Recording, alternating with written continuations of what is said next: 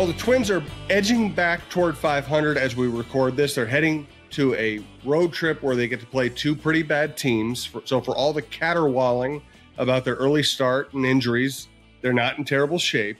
But I want to start today with LaVelle and an injury update on someone who is mysterious. And then we're going to get into all the stuff we usually get into, breaking down hitting with Roy, breaking down the state of the division and the Twins' chances.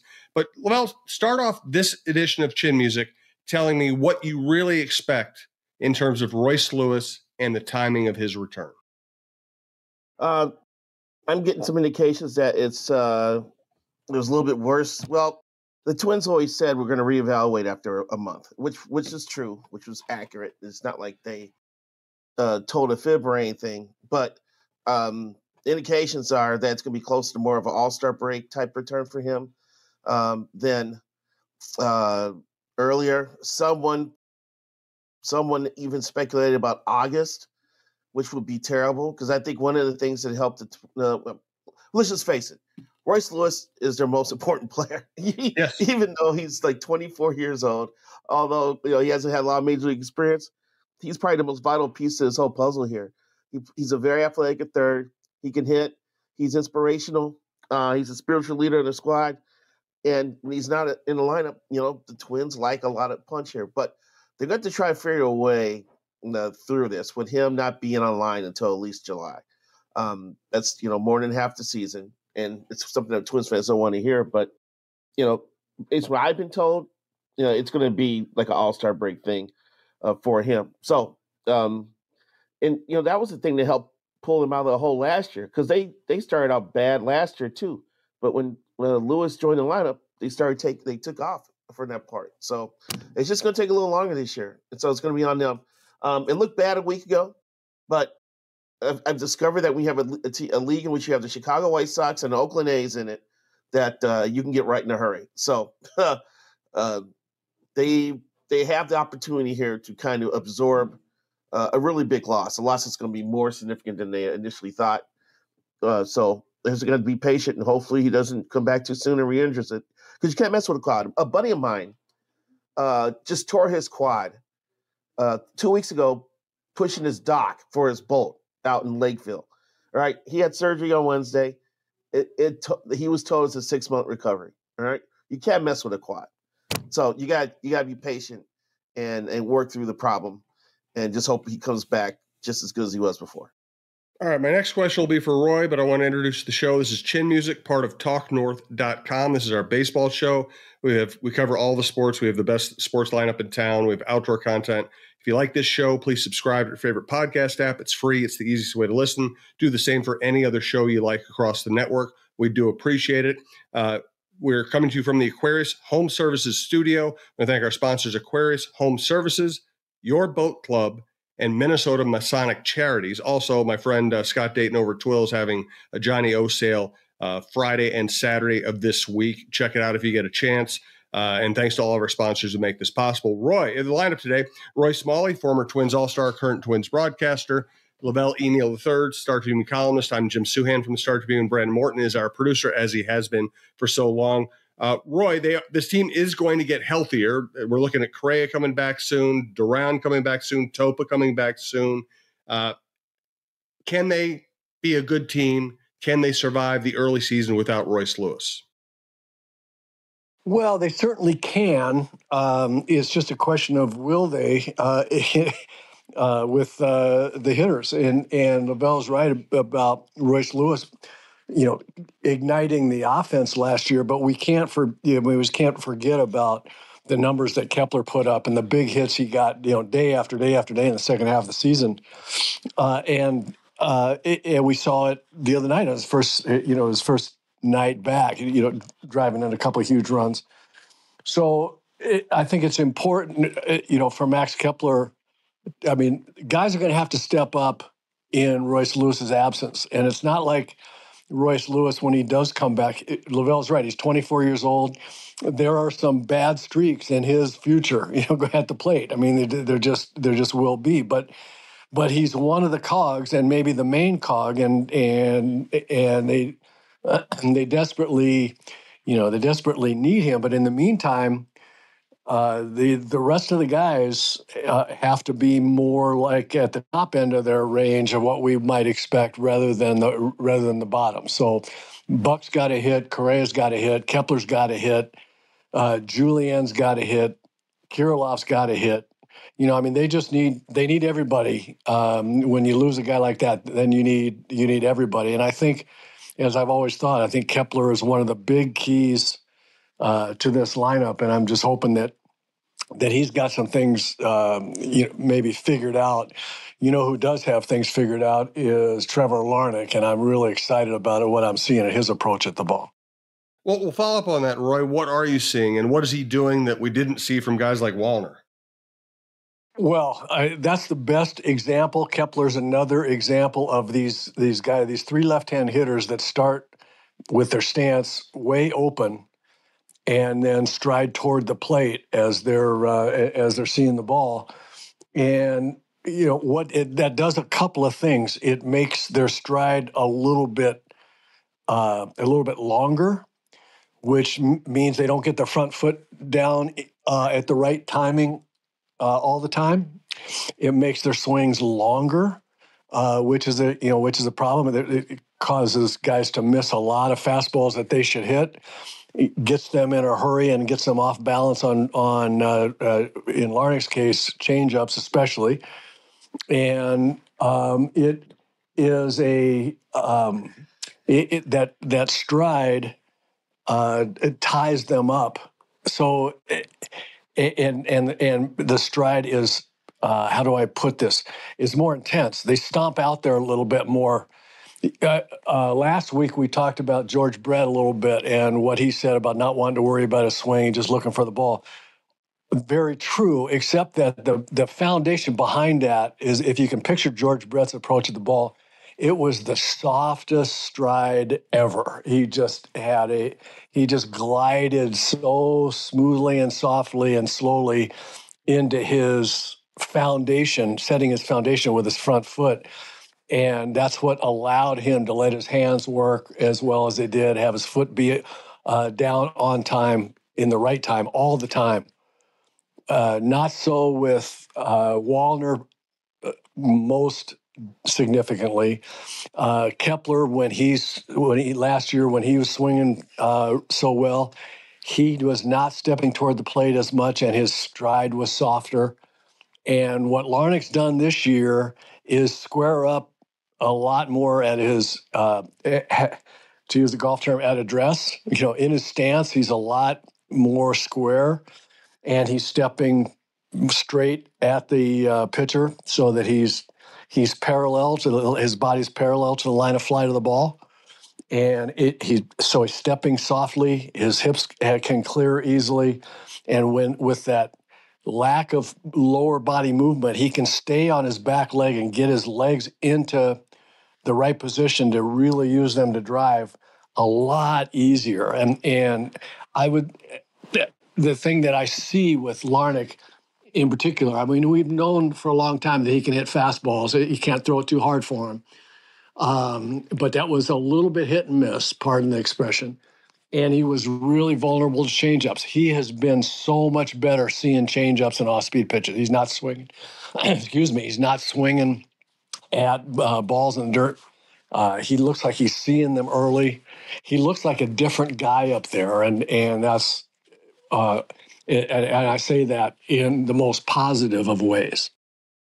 Another interesting development. Let's start with LaVelle in this one. Last year, while we talked so much about Royce Lewis and Kepler's second half and Julian and Wallner coming up and boosting the offense, all those things were legitimate, important developments for this franchise. It was always easy to overlook that Ryan Jeffers was their top player in terms of WAR. He was one of their top players in terms of OPS while being a catcher. And guess what we have so far this year? Ryan Jeffers, among people who have actually had a significant number of at-bats, highest WAR, highest OPS. Is this guy developing into a star, LaVelle? A star? I mean, I think he's on that path. It goes back to last year when he pretty much remade his swing and changed his approach to the plate. And now you see him getting more balls. And you've seen him makes more solid contact. And I don't have the numbers in front of me, but I would guess that his exit velocity is ticked upward too, because he's getting more of the bat on the ball with his approach. And yeah, when you're a catcher and you're offensive catcher, your WAR's gonna be pretty nice. And he was the guy last year, and he's already this early part of the season. I think we would have gone in thinking that Royce Lewis would be leading the team in WAR, or maybe Correa. Or but Buxton. No, it's just Buxton, center fielder. That's another guy too. He's still trying to find his niche at the plate, by the way. But it's fun watching Jeffers hit. And, it seems like every year he's had to make some sort of semi-drastic alteration to the lineup. And this year is using Jeffers in the leadoff spot or in the 2-hole to get the offense scoring.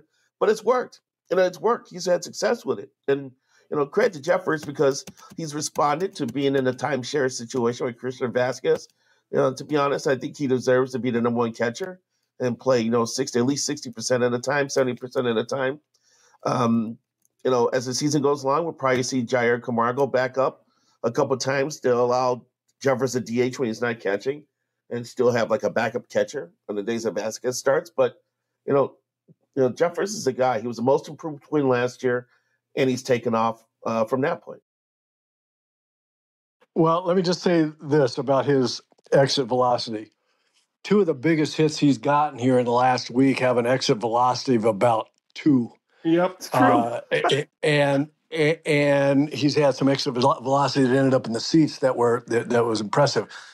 I like the exit velocity of 2 at bats because he's done one major thing, well, maybe 2 major things. He did remake his swing a little bit, and that looks pretty good. But what it does better than maybe anybody else in the lineup is hit with 2 strikes. Things change when he gets to 2 strikes. He widens his stance out a little bit. He chokes up a little bit.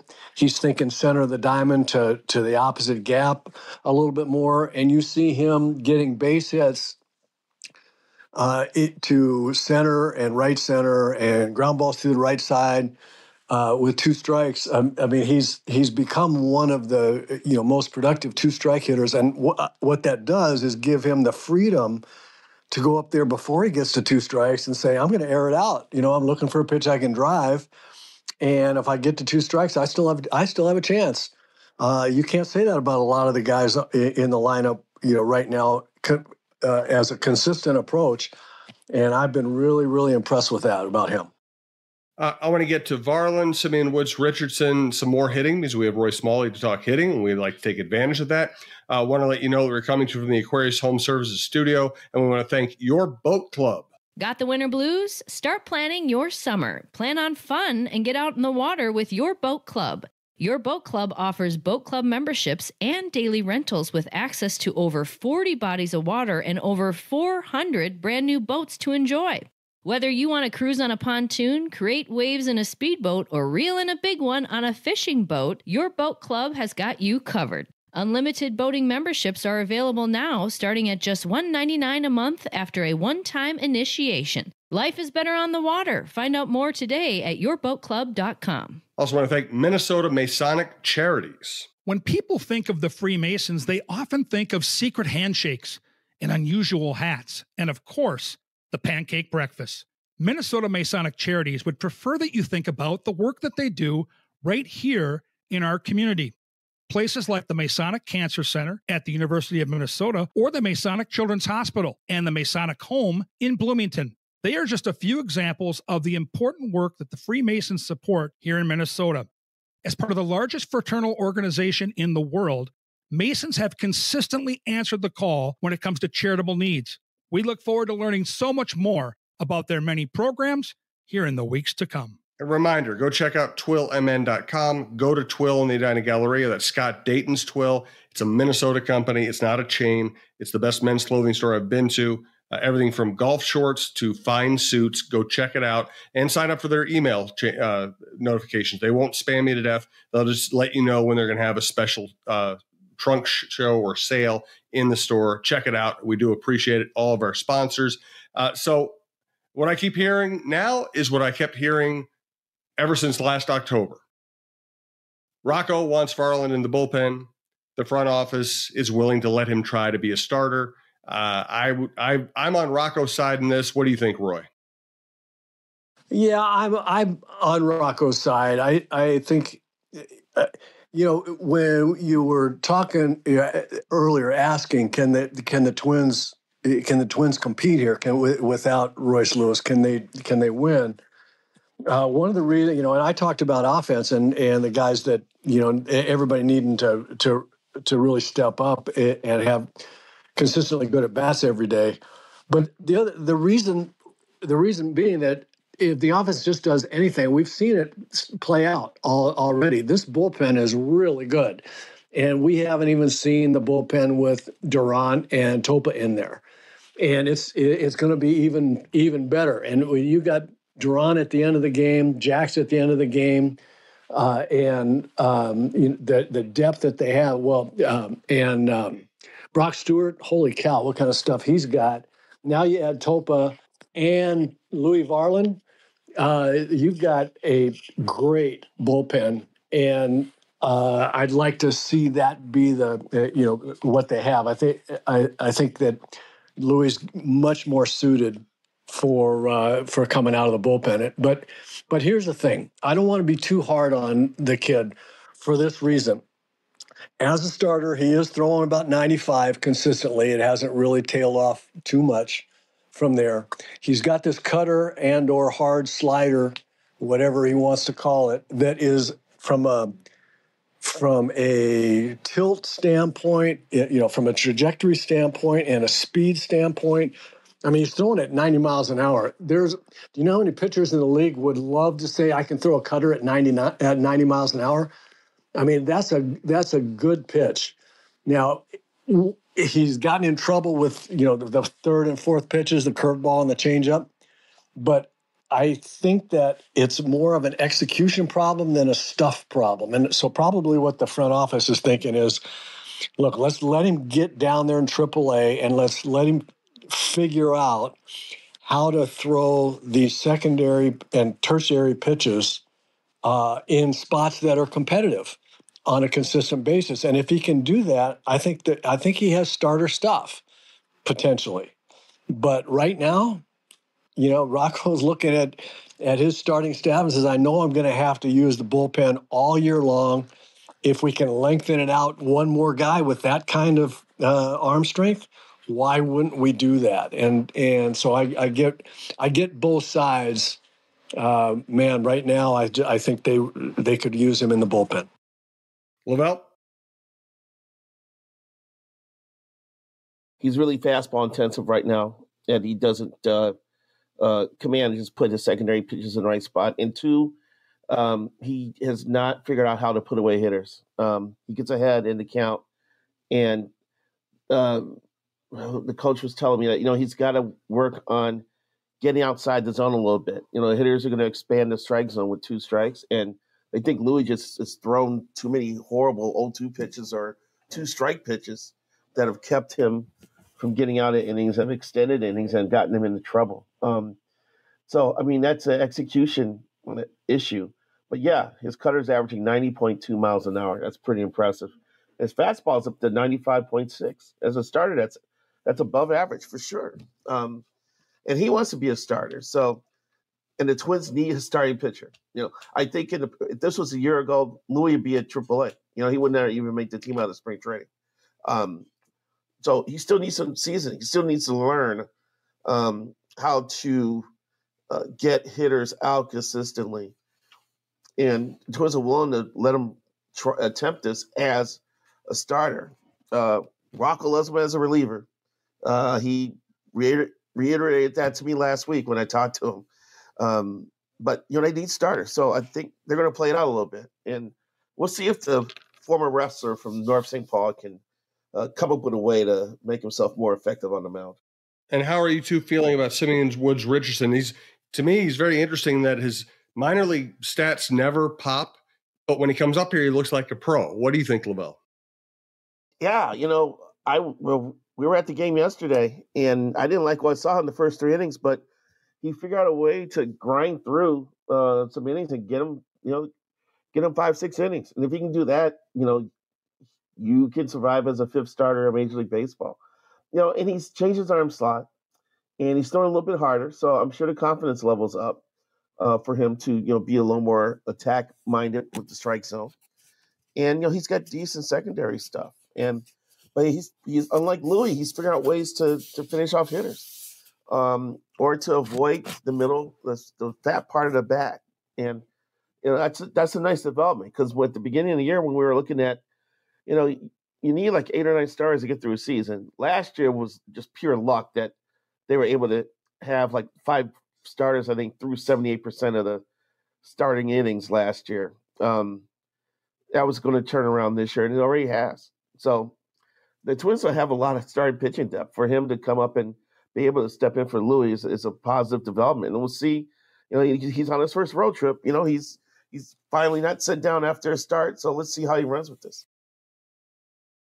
Yeah, I think he's got a chance as a fifth starter. I really do. And the difference is I'm going to go back to Louis Varland again as a starter and what you said, LaVelle. I mean, too many 0-2 pitches, that are in the middle of the zone where guys get, he lets them back in counts and gets hurt. But that's the issue with Louis is this lack of command, this lack of execution where he either throws when he's not throwing a fastball. He either throws the pitch in the middle of the plate or it's so non-competitive, meaning so far off the strike zone, recognized early by the hitters that it's off the strike zone, that it doesn't make an impact. A lot of times, you don't have to throw perfect strikes on the corner to make it, to put away a hitter. You need to throw it close enough.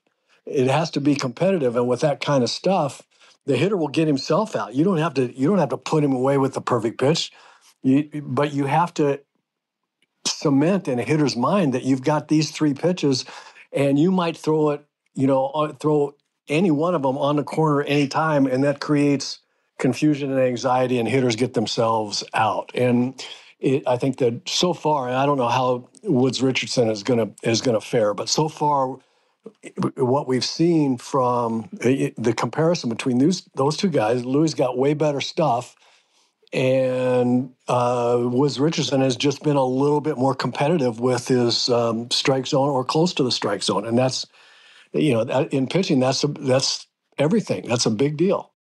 I'm going to point out one quick thing too is that Simeon's the latest example of how you can't make snap judgments about prospects when they debut in the majors. You got to sit back and see what adjustments they make. And his new arm slide has led to almost 3 miles an hour more in velocity. He was averaging like 90 with his fastball a year ago. He's at 93.2 this year. And all his other stuff is played up. And sometimes a player has to see what's working or what's not working on this level. And maybe they become more receptive to coaching or get more determined to figure out a way. But Simeon's done that. And it bodes well for the future because maybe he runs into another rough patch, but he already has shown the ability to adjust. So maybe he can work again to put out whatever fires may come up down the road. So this is encouraging for him and the Twins. Let's get back to hitting. Roy, we're seeing Kyle Farmer having an existential crisis at the plate. We're seeing Carlos Santana really struggling. What are your hopes that either or both of them can turn it around?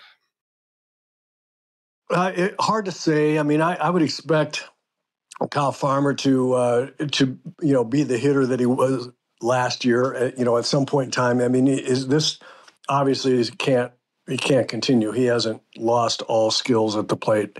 It's really, really frustrating for me to watch him go through. And frustrating is the wrong word. And I don't want to say sad, but I mean, I just feel for the guy. This is what trying to hit in the big leagues will do to you. And you said existential crisis, and LaVelle laughed, and I'm laughing, but I mean, that's what it feels like. When you're going through something like this, it feels like an existential crisis is not an overstatement. And I just feel for the guy because I know what this stupid game can do to you. When you step in the box. I would expect him to figure it out. He's going to feel something at some point in time, and it's like, and it will be consciously and unconsciously. It will be, oh yeah, this is how I feel. This is how I see the ball. This is how I make things work. And veteran player, you would think would not go through stuff like this. But as I'll say it again, this is what the game will can and will do to you. With Santana, it was nice to see him hit the ball in the ballpark left-handed. The other day, I would say that he has competitive at bats up until. Yeah, I mean, he's always one of the best things he continues to do is draw walks. See a lot of pitches and draw walks when he's missed a pitch that maybe he could have hit. I don't know that that's going to change an awful lot. I mean, he's getting to the point in his career where he may be settling into kind of who the new Carlos Santana is. But I think the new Santana has got some runs left in him. He's got some streaks, from both sides of the plate left in him. And at this point in time in the, with the Twins lineup, I think he will stay valuable in one way or another. Couple of things here. One, the White Sox are weird. Okay, yesterday they had a lefty on the mound. I know he had been struggling a little bit, but Santana is at the plate. He's batting. I think they flipped him over. No, he was batting one side, and they flipped him over to like his better side. I'm like, what are the White Sox doing? And two, Roy, I got to read you this paragraph about Farmer about the extent of what he's done to try to get out of the slump. I have showered in my uniform. I have worn my sliders inside out. I have changed socks every day. I prayed to Jesus, prayed to the baseball gods, and they still haven't answered me yet. If you tell me where my jockstrap upside down on my nose, I might do it. So my question for you, Roy, what is the most drastic thing you've done to break out of a hitting slump? I was never really superstitious. I never did a whole lot of that kind of thing. I know a lot of players that would say the same exact things that Kyle Farmer is saying, and you do think about it a lot. I mean, for me, I think I just stayed awake at night. I couldn't sleep at night until finally I was I got a hit, and then I just felt so much better getting sleep that it was okay. I never really did a lot of that kind of stuff. I would change. I would try different shirts periodically, that kind of thing. But I was never one of those kind of superstitious guys. I just kind of suffered in silence until I got it figured out. Suffered in silence, like it. You're reminding me of someone who didn't suffer in silence. I'm covering the Twins in Boston. Minkevich is in the worst slump of his life. My sports editor says, "Hey, talk to Doug about what it's like going through a slump." I'm like, "Yeah, right." He's like, a hitter's going to want to sit down and talk about what it's like to be in a terrible slump. Well, it's Doug. So I said, "Doug, can we talk?" And he started talking. And he talked for a half an hour without me asking another question. And he told me about like what he wore to bed and what he ate and how he changed his diet and how he did this for luck. And he rubbed, Corey Koski's skull. I mean, he went literally in the dugout before a game in Fenway Park. He talked about his slump for like half an hour nonstop. And it always reminded me of this. I thought Minkevich was fascinating in that he was as good a defensive first baseman as I've ever seen, and he never gave a second thought to fielding. He didn't practice it. He just did it. He just saw the ball. He caught it. He dove. He caught it. He thought every minute of every day about hitting, and he talked himself out of being a 300 hitter in the big leagues.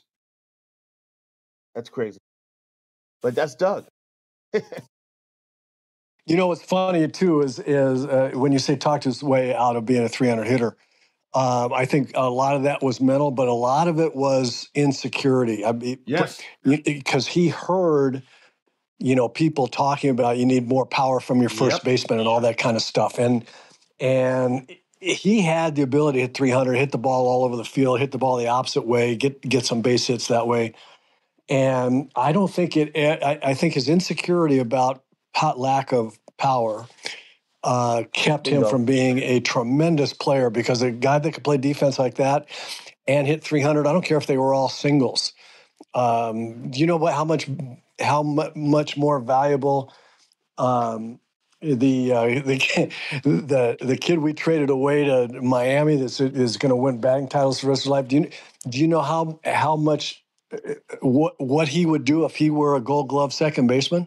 Ooh. I mean, he could hit singles the rest of his life and be in the Hall of Fame if he could play defense at second the way Minkiewicz could play at first base. And so I think Doug did himself a great disservice by being insecure about not being a home run hitting first baseman. You nailed it. He had a chance to be Mark Grace, and he talked himself into being a utility player. No doubt. You go on the road with Doug, and I remember specifically Arizona, and he takes batting practice, and the first time through, he gets out of the cage, he goes, "My God, I can hit 25 homers on bat in this ballpark." So then it became a matter of him, hitting in the dome that was stopping him from hitting homers. And I'm like, man, you should just focus on banging doubles off that baggie all day long, because you could make a lot of money that way, or hitting the ball hard to left center field. But yeah, he go out on the road, go to a ballpark, take BP, and come out, get out of the cage, and eventually, inevitably, he would say, "Oh God, I can hit so many home runs in this ballpark." He got wound up over the long ball when that wasn't his game. That's exactly right. And he was the number 3 hitter for a division champion. He hit 300. He was deserving of a Gold Glove. And yeah, I don't know how else to say it. He talked himself out of it. That was a shame. Hey, let's get a final thought for today. Really good stuff. By the way, I don't know why this popped in my head, Roy, but remind me of the great Oscar Gamble saying. Well, it is able to be uttered in almost any situation, yes, and have it make sense. And since we've been talking about all these things that go on with the Twins, what's their lineup going to do? Where should Louis Varland be? What about Royce Lewis? If Oscar were here today and listening to all this, he would just say, "Some people don't think it be like it is, but it do." Poetry. It's pure poetry. It's poetry. It's wisdom. It's everything. It's a T-shirt. It's everything you want it to be. All right. Final thoughts. And once again, thanks to everyone who listens. Thanks to Aquarius Home Services. Thanks to your boat club. Thanks to Minnesota Masonic Charities. And check out Twill and Edina Galleria. Thanks again to our producer, Brandon Morton. LaVelle, start us off with final thoughts.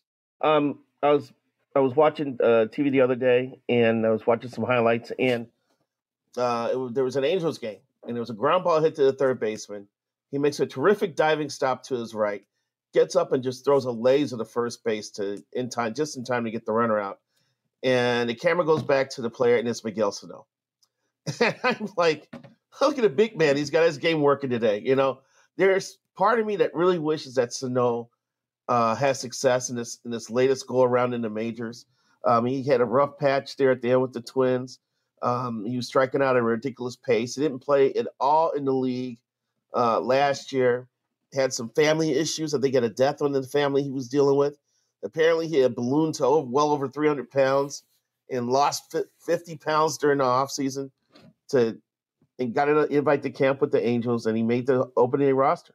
And he's batting .271 right now, through 20 games. He's got 1 homer, just 1, but they're playing him. He's getting time. He's getting opportunity.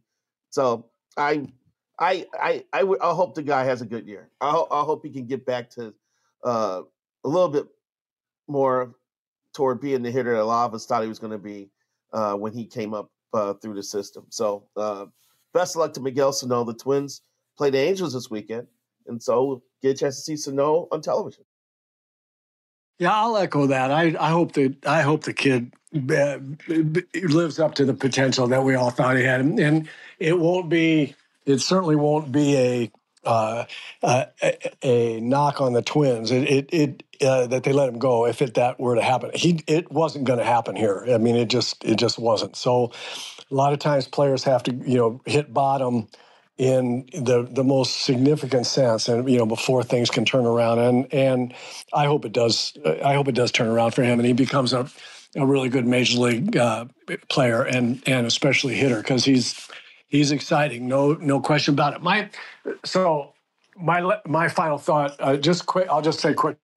Twins have this stretch. It's a thank God that the White Sox are in the league, in their division. Thank goodness they have this stretch: White Sox, Angels, White Sox. But when you're not at full strength, but you're still a better team than those teams that you're playing that are really struggling. Boy, you have to beat them up, and even on the road, you have to beat them up, because it'll come to the end of the season, and if they don't do that, and they've got a chance to do it with Oakland, different teams. Everybody says, anybody can beat anybody else on any given day, which is true, and people say, well, you got to respect the other team, just come to the ballpark, and just don't think about having to beat this team, because they're a big league team, and you just have to take it one step at a time.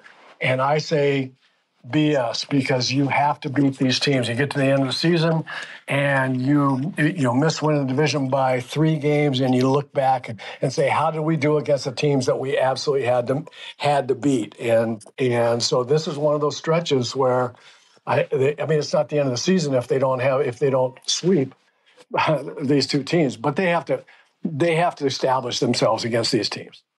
My final thought: the Twins are back close to 500. They have a chance to get to 500 the next road trip or the next 10 days, or whatever, and they're getting Correa back fairly soon.